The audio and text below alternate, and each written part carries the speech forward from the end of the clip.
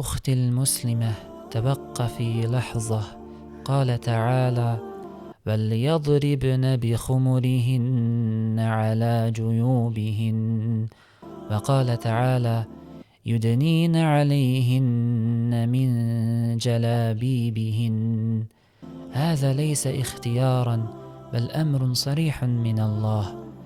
لما سمعت المسلمات هذه الآيات لم يترددن، لم ينتظرن ثيابا جديدة ولا ظروفا مثالية، بل بادرن فورا وامتثلن لأمر الله. واعلمي، لم ينقل أن مسلمة خرجت من بيتها متبرجة بعد نزول هذا الحكم، هكذا كانت طاعتهن. أختي، اسألي نفسك: لمن تتزينين؟ للنساء، هذا مجرد إرضاء مؤقت للنفس. للرجال، هذا لا تحتاجينه.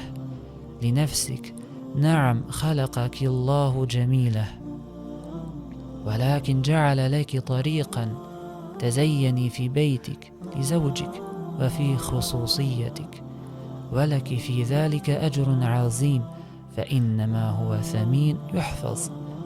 اللآلئ والجواهر لا تعرض لكل أحد.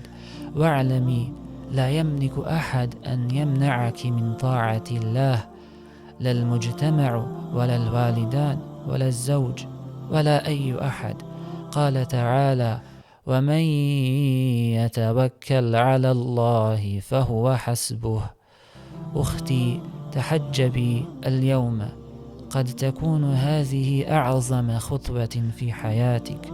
تحجبي، واعلمي إن فعلت ذلك لله فإن الله سيحبك.